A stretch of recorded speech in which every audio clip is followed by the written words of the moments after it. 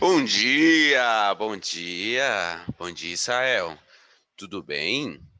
Bom dia a todos. Vamos dar continuidade aqui ao nosso conteúdo, beleza?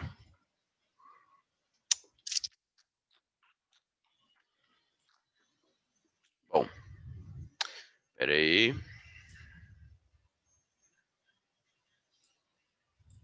Aqui.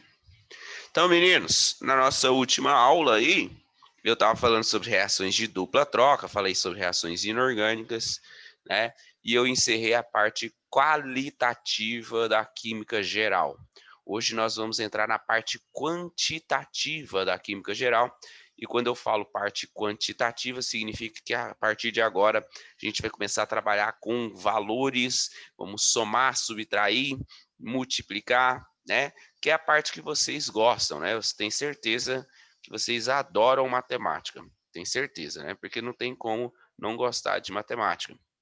Galera, vamos falar hoje sobre as, as medidas de massa para átomos, moléculas, por aí vai, e semelhantes, né?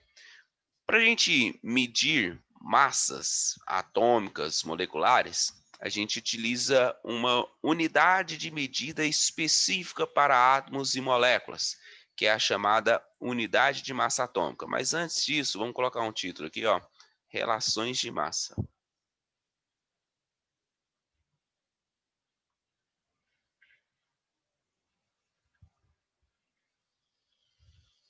Também conhecido como teoria atômico-molecular.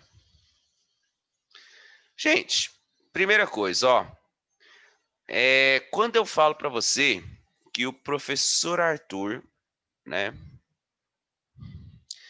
tem uma massa igual a 75 quilogramas. Bom, quando eu falo isso para você, eu estou associando um valor numérico e uma unidade de medida, né? A unidade de medida que nós comumente utilizamos é o quilogramas. Então, lá na França, existe um objetozinho metálico, se eu não me engano, ele é feito de uma liga metálica de irídio. Esse objetozinho metálico que está lá na França, ele é conhecido como o quilo, le quille. E esse objetozinho que está lá, ele é o nosso padrão de medida. Para você medir a massa de uma pessoa, por exemplo, você utiliza esse padrão de medida que seria o quilo.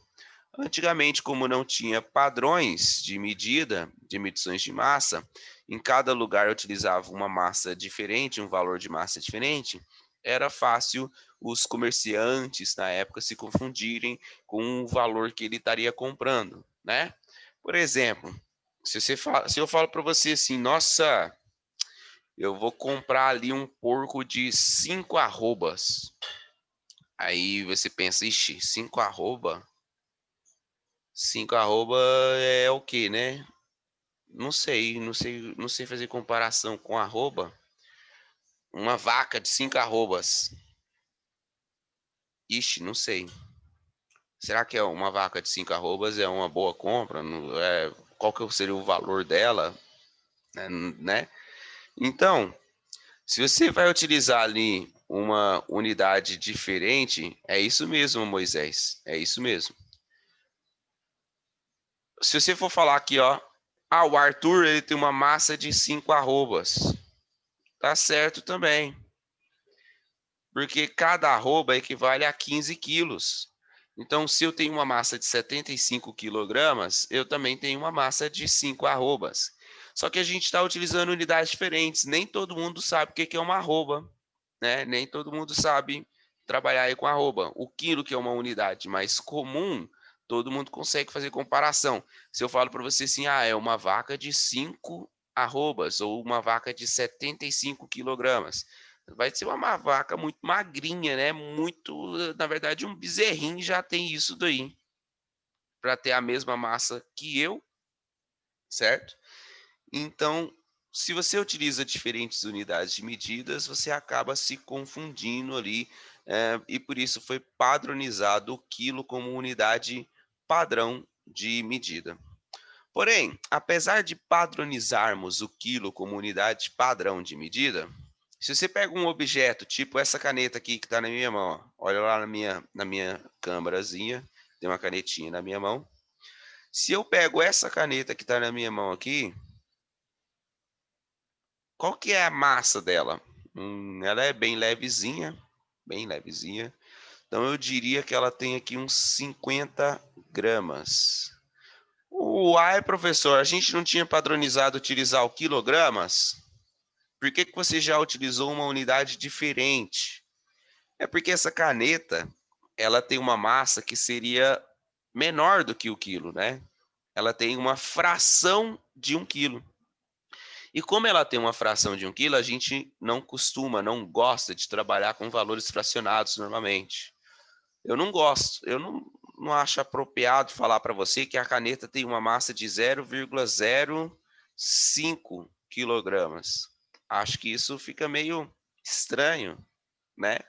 Então, ao invés de utilizar o quilogramas, eu utilizo uma unidade proporcional ao quilograma, que seria o grama, que equivale a 1 milésimo de 1 quilograma. Se você pega o quilo e divide por 1000, você tem 1 grama.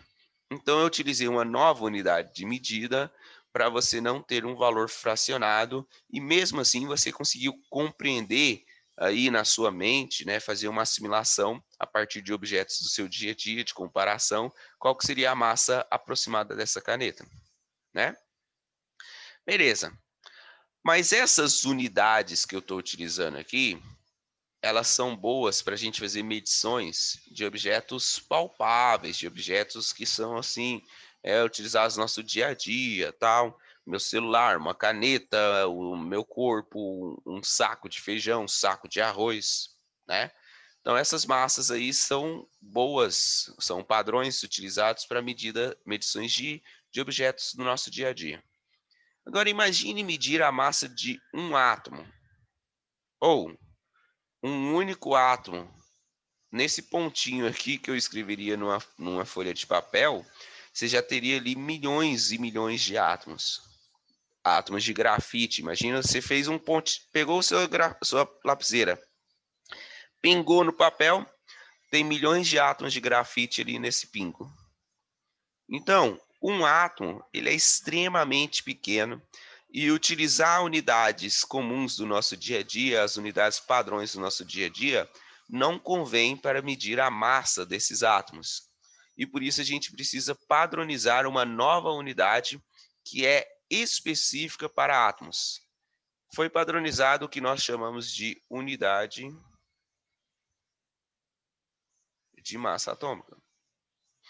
Bem criativo o nome dessa unidade, né? O quilograma é utilizado para medir massa. A unidade de massa atômica é utilizada para medir massa atômica. Unidade de massa atômica. Essa unidade de massa atômica a gente representa apenas pela letra U. E do mesmo jeito que o quilo foi padronizado a partir de um objeto, a partir de um corpo, a unidade de massa atômica também foi padronizada a partir de um corpo. Foi padronizado o seguinte: uma unidade de massa atômica equivale à massa do átomo de carbono 12 dividido por 12. Então, eu poderia escrever assim, ó, uma unidade de massa atômica é 1/12 da massa do carbono 12. Ô, professor, por que que eles dividiram isso aí por 12, gente? Professor, eu não entendi. Por que que ele não só pegou o carbono 12? Por que que ele tem que fazer essa divisão aí, né? Ele quer complicar a minha mente? Quer atrapalhar a minha vida? Não, gente, isso aqui é para facilitar a sua vida. Então, essa é a definição de massa atômica. Agora, a partir dessa definição aí, ó, vamos pensar o seguinte. O carbono, existe carbono 12, existe o carbono 13, existe também o carbono 14. Você já deve ter ouvido falar de carbono 14 lá em radioatividade, nas datações dos fósseis, né? Mas o carbono 12, ele é 99% do carbono que nós encontramos na natureza, enquanto esse aqui é 0,9% do carbono que nós encontramos na natureza, e esse aqui é 0,1% do carbono que nós encontramos na natureza. Ou seja, praticamente todo o carbono da natureza é carbono 12, né? E quando eu escrevo carbono 12, o número atômico do carbono não muda, ele é sempre 6. Isso aqui são chamados de isótopos. Vou escrever aqui em cima, ó, isótopos do carbono. E a gente estudou isso lá atrás, quando falamos sobre semelhanças atômicas, sobre propriedades atômicas, né? Então, o número atômico do carbono, sendo 6, isso indica que ele é formado por 6 prótons, sempre. Todo carbono é formado por 6 prótons. Porém, o número de massa aqui, sendo 12, 13 e 14, significa que esse cara aqui tem 6 nêutrons, esse cara aqui tem 7 nêutrons e esse cara aqui tem 8 nêutrons. O que muda de um carbono para o outro é justamente o número de nêutrons. O número de elétrons também não muda. O número de elétrons é 6, o número de elétrons é 6, o número de elétrons é 6, porque o número de elétrons é idêntico ao número de prótons quando o átomo está eletricamente neutro. Bom, o carbono 12, se você for analisar ele, ele tem 6 prótons e 6 nêutrons. O próton e o nêutron, eles têm uma massa muito parecida. A massa de um próton é aproximadamente igual à massa de um nêutron. E se o carbono 12 tem 6 prótons e 6 nêutrons, ou seja, ele tem 12 partículas com massa idêntica, e lembrando que a massa do elétron é desprezível, né, muito pequenininha, você pode então considerar que a massa de um próton e de um nêutron é praticamente uma unidade de massa atômica, é praticamente a massa de um próton ou a massa de um nêutron, que são praticamente idênticas, né? Então, o que eles fizeram? Eles pegaram o carbono 12, que é um átomo bem abundante no nosso planeta, ele forma lá os compostos orgânicos todos, né? E aí, mediu a massa do carbono 12. Esse carbono 12 é formado por 6 partículas com massas iguais e 6 partículas com massa... Desculpa, 6 partículas com massa iguais, não. 12 partículas com massa igual e 6 partículas com massa desprezível. Então, essas 12 partículas aqui que tem massa igual, se eu pegar a massa delas todas e dividir por 12, você não vai estar descobrindo a massa de cada uma delas? Pega o seguinte, pega um saquinho, coloca 12 bolas de gude. 12 bolas de gude idênticas, ou pelo menos parecidas. Coloca na balança, mede a massa. Divide essa massa por 12. Agora pega uma bolinha de gude e coloca na balança.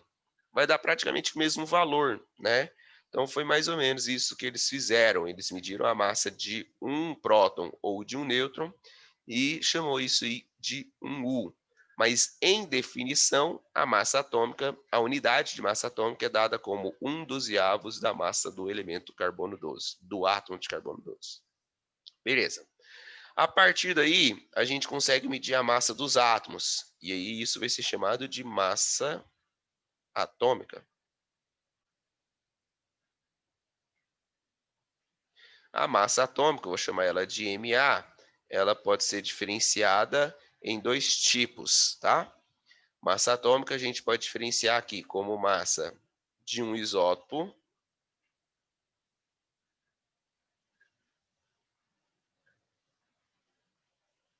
massa de um isótopo. Como assim massa de um isótopo? Massa de um átomo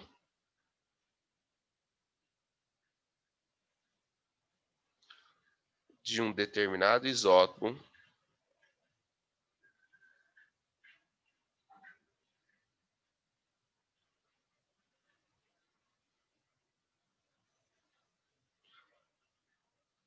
em U. Como assim, professor? Não entendi, não. O que é isso aqui? Vamos baixar um pouquinho aqui? Bom, massa de um átomo de um determinado isótopo em U. Se eu pego aqui, ó, qual que é a massa do átomo de hidrogênio 1? Massa do átomo de hidrogênio 1 é aproximadamente 1 U. Qual que é a massa do átomo do hidrogênio 2? A massa do átomo do hidrogênio 2 é aproximadamente 2U. Qual que é a massa do átomo do hidrogênio 3? A massa do átomo de hidrogênio 3 é aproximadamente 3U. Esses são os 3 isótopos do hidrogênio. Esse hidrogênio aqui é 99% do hidrogênio na natureza. Esse daqui é 0,999%, 99%, e esse aqui é 0,01%. É muito pouco do hidrogênio 3 que nós vamos encontrar na natureza. Deixa eu apagar isso aqui que ficou parecendo um X. Então aqui é porcentagem. Tá. Mas cada um desses isótopos tem uma massa atômica diferente, né? Se você pega aqui, por exemplo, o césio 137, a massa atômica do césio 137 é aproximadamente 137U. Se você pega o césio 135, a massa atômica dele é aproximadamente 135U. Você está vendo que eu estou colocando sempre aproximadamente, né? Tem uma observação importante, talvez você veja isso em algumas provas, porque é o seguinte, existe uma diferença entre número de massa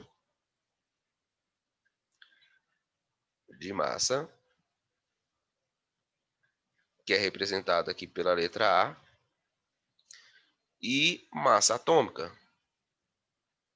Às vezes um vestibular confunde isso. Bom, o número de massa, esse Azinho aqui, ele é dado pela soma de prótons mais nêutrons. O número de massa não tem unidade. Esse número de massa, ele é o que vem escrito ali em cima do elemento, ó. Imagine um elemento X. Em cima aqui do elemento X, você tem o seguinte, em cima desse elemento X. Você tem aqui embaixo o número atômico e em cima o número de massa. O número de massa, ele não tem unidade, ele somente é a quantidade de prótons mais nêutrons. E a massa atômica é a massa do átomo em U. Então, a massa atômica ela precisa de uma comparação, de uma unidade de medida. O número de massa, ele não é realmente o valor da massa. O número de massa, ele só representa a quantidade total de prótons mais a quantidade total de nêutrons. Então, o número de massa está escrito aqui em cima, ele representa a soma de prótons e nêutrons. E a massa atômica, ela representa o peso, né? O peso, a massa que aquele átomo tem. E por isso essa massa atômica ela precisa sempre de uma unidade e o número de massa não precisa de unidade. Agora, a massa atômica ela pode ser dada por um isótopo ou ela pode ser dada para um elemento. Quando eu falo a massa atômica de um elemento, é a massa média ponderada entre os isótopos daquele elemento.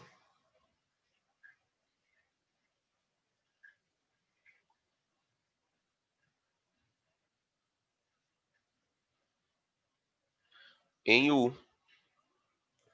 Então vamos pensar aqui no cloro. O cloro, existe o cloro 35, cuja massa atômica desse isótopo é aproximadamente 35U.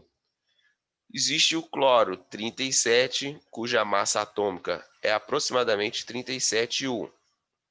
Só que qual que é a massa do elemento cloro? É o seguinte, esse cloro aqui é 75% do cloro que a gente encontra na natureza. E esse aqui é 25% do cloro que nós encontramos na natureza. Então, a massa atômica do elemento cloro, ela vai ser igual a... Existe o cloro 35, que se repete 75% das vezes na natureza.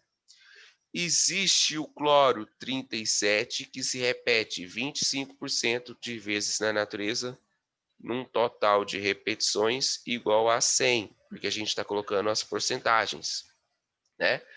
Se você faz essa conta aí, eu já sei que vai dar 35,5 U, porque essa é a massa do elemento cloro que vai apresentar ali na tabela periódica.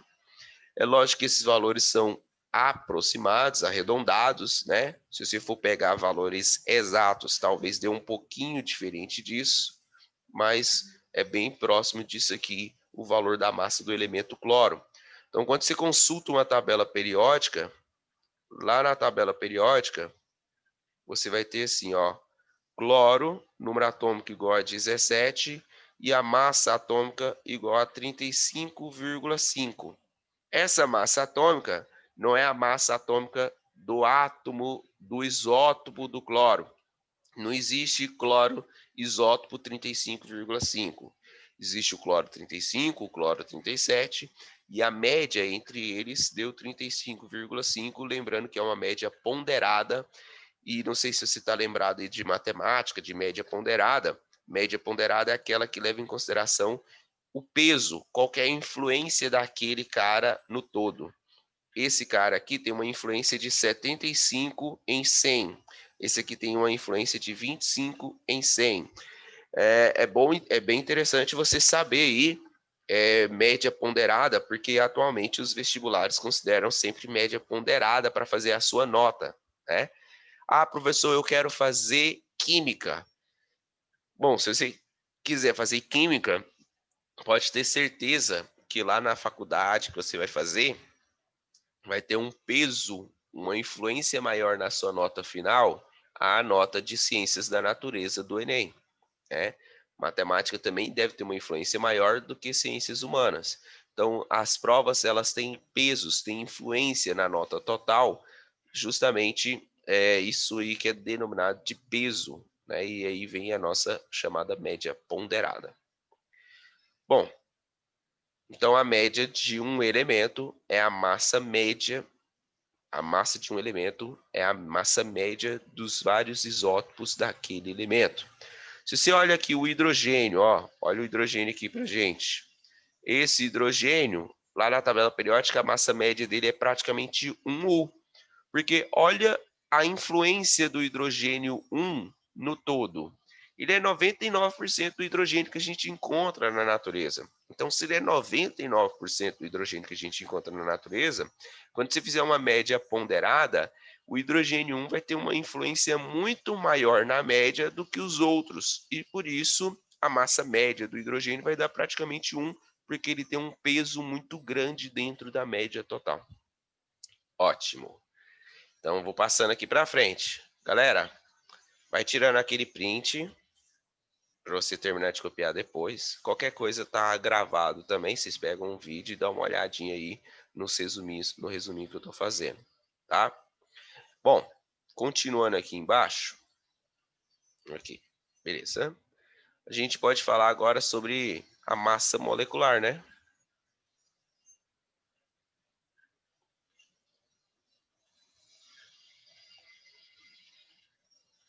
Eu vou chamar a massa molecular de MM, né? E a massa molecular é a massa de uma molécula.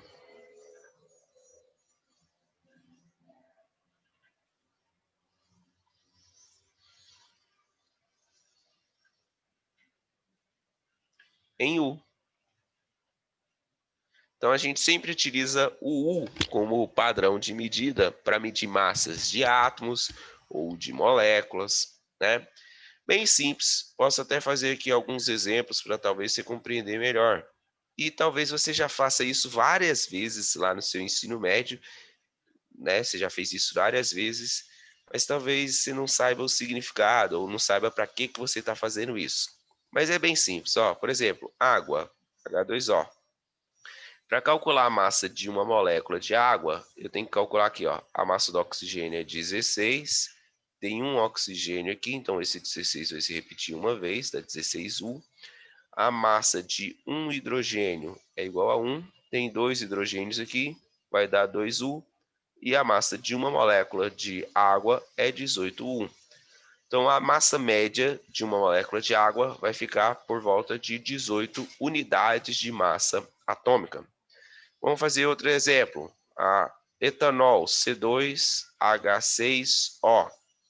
Qual que é a massa de um átomo de oxigênio? 16 vezes 1 dá 16U. Qual que é a massa de 6 átomos de hidrogênio?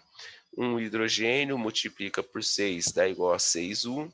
E qual que é a massa de um átomo de carbono? O carbono é 12, multiplica por 2 dá 24U. Somando tudo, 46U é a massa de uma molécula de etanol. Glicose, C6H12O6. Eu estou utilizando essa só carbono, hidrogênio e oxigênio, porque normalmente a massa do carbono, hidrogênio e oxigênio a gente sabe de cor de tanto utilizar. O carbono, eu vou fazer aqui diferente agora, ó. 12 multiplicado por 6. O hidrogênio é 1, que multiplica por 12. O oxigênio é 16, que multiplica por 6. 12, 1 e 16 são as massas atômicas do carbono, do hidrogênio e do oxigênio, que está lá na tabela periódica. 12 vezes 6 dá 72, 1 vezes 12 dá 12, 16 vezes 6 dá 96, soma tudo dá 180U.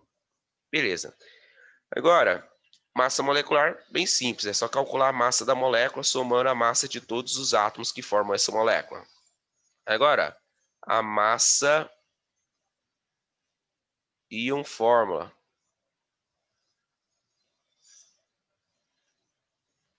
O que é a massa íon fórmula?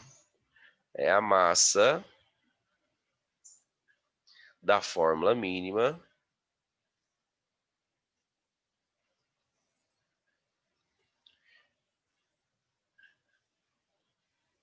de um composto iônico.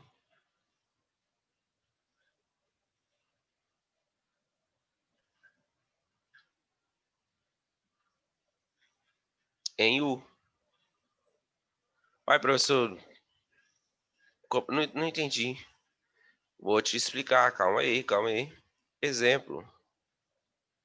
Gente, se eu coloco aqui, ó, NaCl, eu posso falar massa molecular do NaCl? Não. E muitas vezes os exercícios erram isso, tá? Às vezes os professores mesmos erram, às vezes porque tá tão acostumado em falar massa molecular, massa molecular, massa molecular, que às vezes existe um erro aqui. Na verdade, isso aqui é a massa do íon fórmula. Por quê? Porque isso aqui não é uma molécula. O NaCl ele é um composto iônico. Ele é formado lá por íons. Então aqui, a massa do íon cloreto é igual a 35,5, como eu coloquei ali em cima para você. A massa do íon sódio é igual a 23U, está na tabela periódica. A massa de uma fórmula do composto iônico aqui é 58,5U. Então, só que não existe uma molécula de NaCl, existe um aglomerado de íons positivos e negativos ali. Se você pega a fórmula mínima, a proporção, a massa que existe ali é 58,5U. Beleza. Outro exemplo, Al2SO4 três vezes. Nesse Al2SO4 3 aqui, é também um composto iônico, alumínio metálico, metal, SO4 são ametais, tem ligação iônica aqui. O alumínio, a massa dele é 27, vou multiplicar por 2, abre parênteses, o enxofre é 32, o oxigênio é 16, vou multiplicar por 4, isso tudo aqui eu vou multiplicar por 3. 27 vezes 2 dá 54, soma aqui, ó, 32, 64 vezes 4, 64 vezes 4 dá 60, eu já falei a resposta, 16 vezes 4 dá 64. Eu fui fazer a conta e pensei na resposta já e falei. 64 mais 32 dá 96. 96 vezes 3 mais 54. 96 vezes 3 dá 288. 288 mais 54 vai ficar 2, 4 e 3. 342U. Essa é a massa de uma fórmula de uma íon fórmula, da fórmula mínima do composto sulfato de alumínio.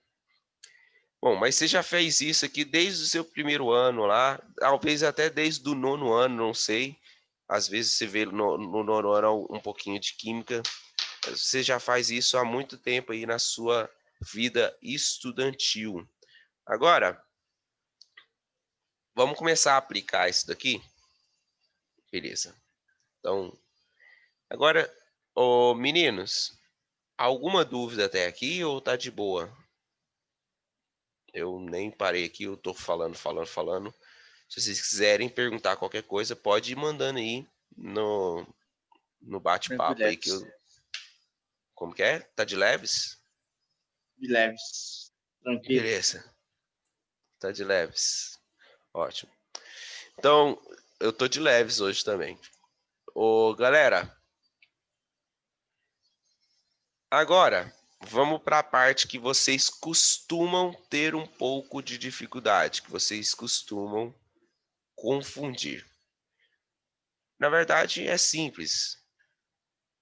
É a chamada massa molar. E essa massa molar eu represento só por M. Alguns professores representam por MM e acaba confundindo com massa molecular. Mas olha aqui, massa molar. Molar. Massa molecular. Massa molar, massa molecular. Massa molar, massa molecular. Qual que é a diferença, professor? Gente, a massa molecular é a massa do quê? Molecular é a massa de uma molequinha. E o que é a massa molar? É a massa de um mol de partículas ou entidades. Quando eu falo partículas, eu posso considerar átomo, eu posso considerar molécula, eu posso considerar íons, posso considerar qualquer tipo de entidade, qualquer tipo de partícula, certo? Então, toma cuidado para não confundir. Uma coisa é a massa de uma molécula, uma coisa é a massa de um mol de moléculas, um mol de átomos, certo?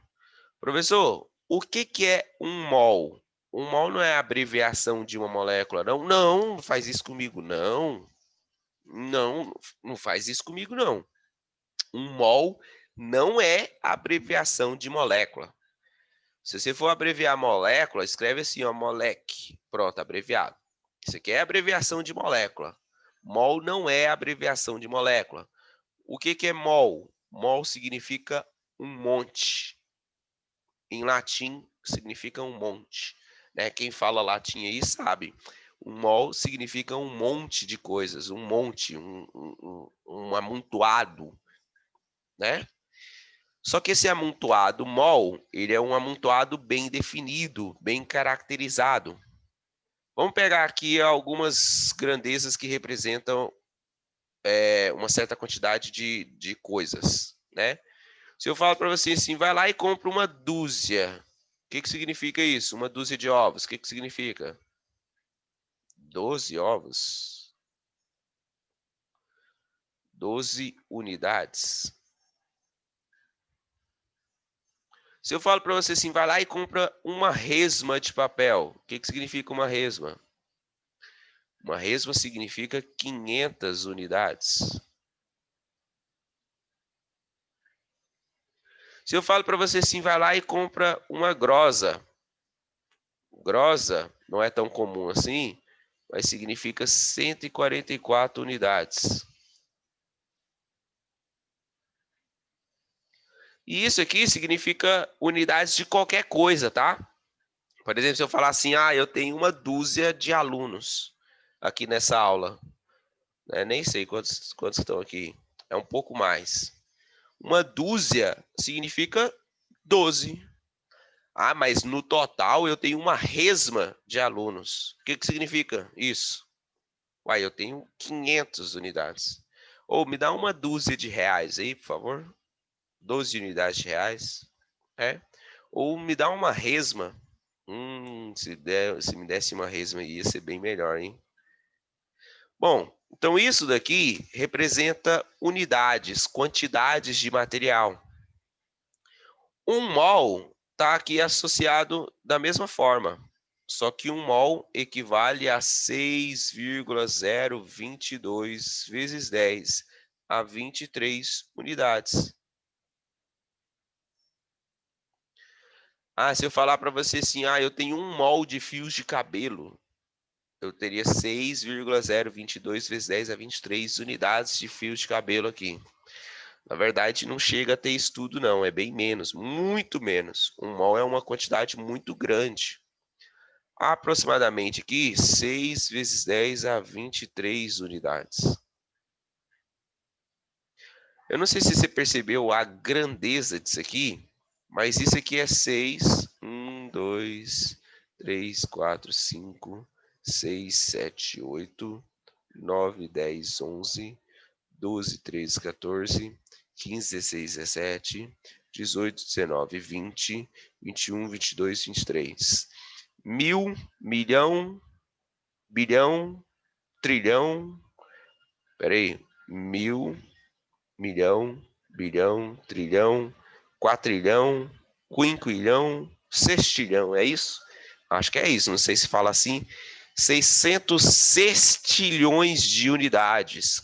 Então, se você quiser me dar um mol de moedas de 1 centavo, eu vou ser o homem mais rico do mundo e, assim, disparado, né?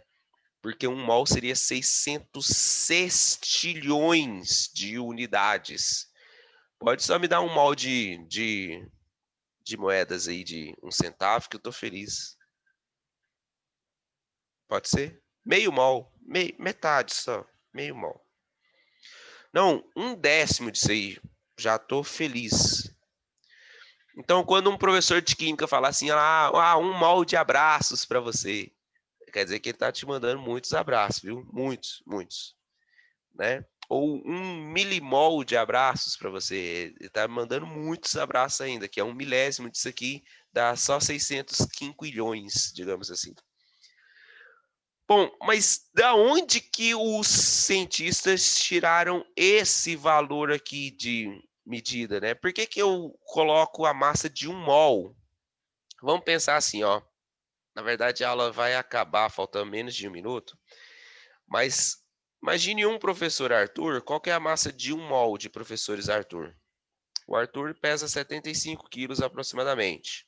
Se você pegar 1 mol de Arthurs, você vai ter 75 vezes 6 vezes 10 a 23 quilos.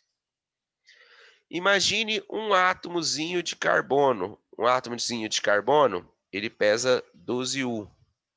1 mol de átomo de carbono vai pesar 12 vezes 6 vezes 10 a 23 U.